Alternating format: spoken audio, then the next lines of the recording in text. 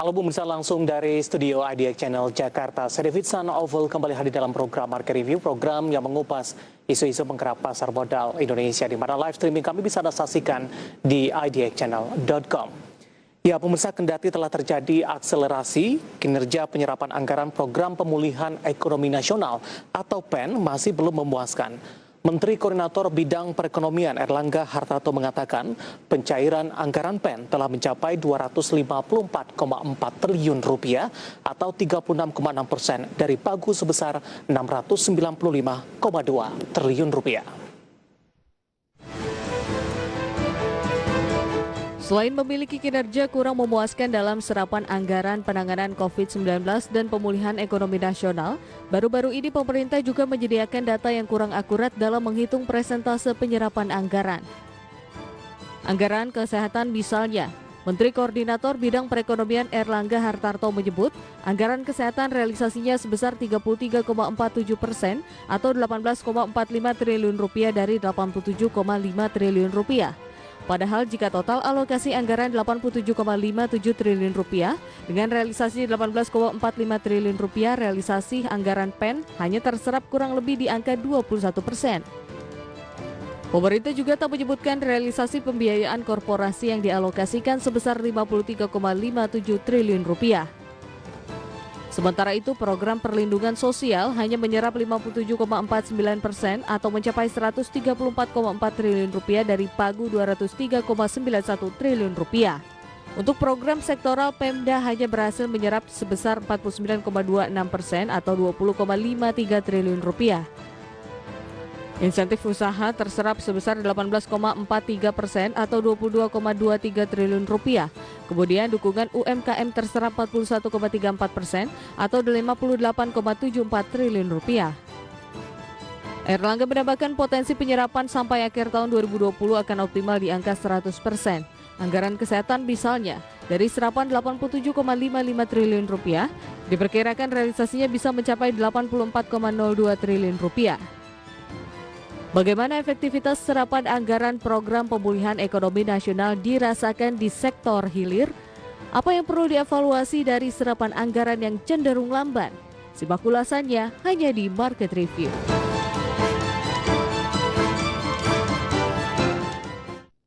Ya pemirsa, di Market Review kali ini kita akan membahas topik serapan anggaran PEN mengecewakan. Ada tanda tanya di sana. Nanti kita akan coba bahas bersama dengan Kadin bagaimana dengan tanggapan Kadin terkait dengan penyaluran atau realisasi dana PEN sampai sejauh ini. Saat ini kami sudah terhubung melalui saluran line telepon dengan Bapak Ahmad Wijaya yang merupakan Wakil Komite Tetap Industri Hulu dan Petrokimia Kadin Indonesia. Kita akan langsung sapa saja Pak Ahmad. Selamat pagi, apa kabar Pak? Sehat selalu. Ya, terima kasih Pak Ahmad sudah meluangkan waktu di IDX Channel. Pak Ahmad, topik kita terkait dengan serapan anggaran PEN nih Pak. Sampai sejauh ini baru mencapai 36,6%. Kita mau tanya ini dari sisi pengusaha, bagaimana tanggapan dari para pelaku usaha terkait dengan realisasi atau penyerapan dana PEN yang dinilai masih minim Pak?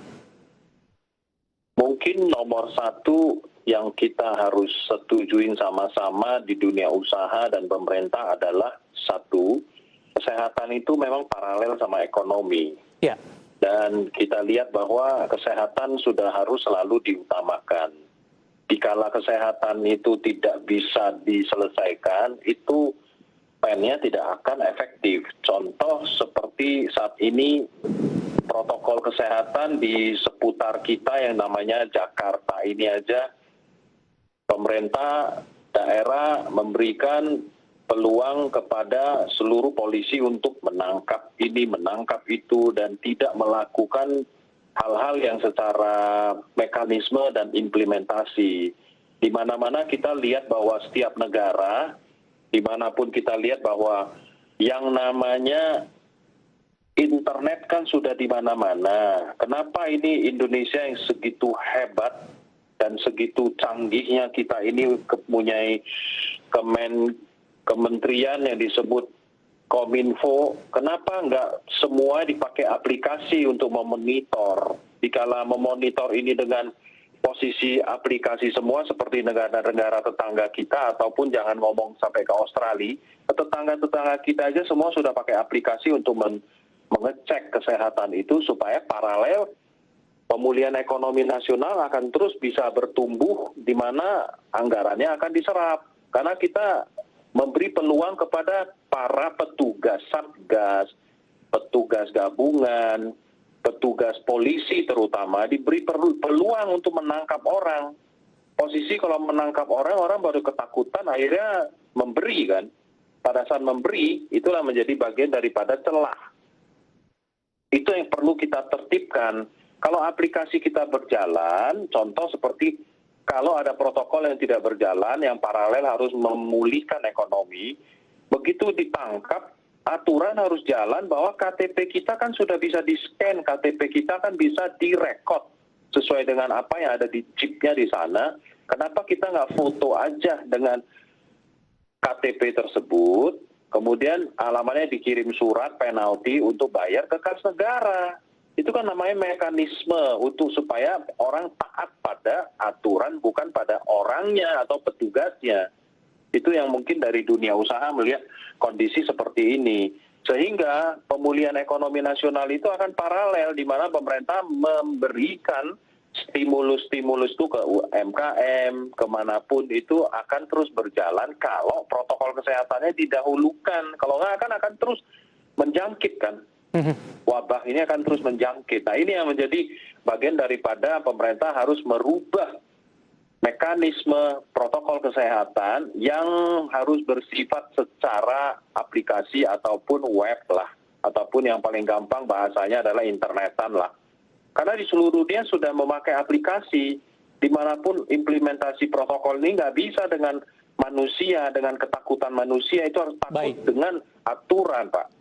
Pak Ahmad, ini lebih ke arah penerapan protokol kesehatan begitu, Pak? Iya. Ya, bagaimana korelasinya dengan penyerapan dana PEN, Pak Ahmad?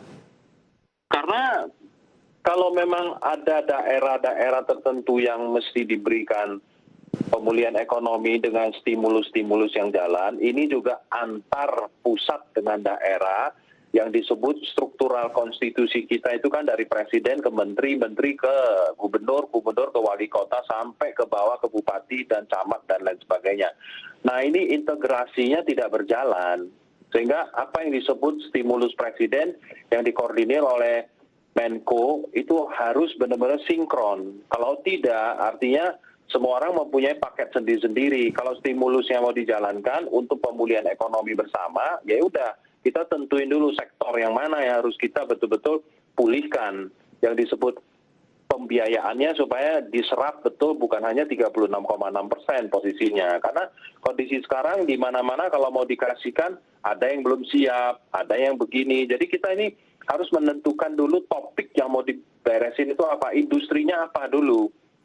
Baru kita bisa berjalan. Karena sektoral industrinya juga belum clear, kita mau curahkan uang tersebut untuk pemulihan kan susah. Industrinya kan banyak, klasternya bisa ratusan. Kan? Pak Ahmad, menarik Pak, kita akan jeda terlebih dahulu. Nanti kita akan coba bahas dari pandangan Anda beberapa stimulus yang diberikan kepada sektor tertentu. Sampai sejauh ini, apakah ini sudah relevan dengan kondisi yang ada, kemudian terhadap sektor-sektor tertentu yang dinilai terdampak dari pandemi COVID-19. Nanti kita akan lanjutkan Pak Ahmad. Dan pemirsa bersama kami, Market Review akan segera kembali sesaat lagi.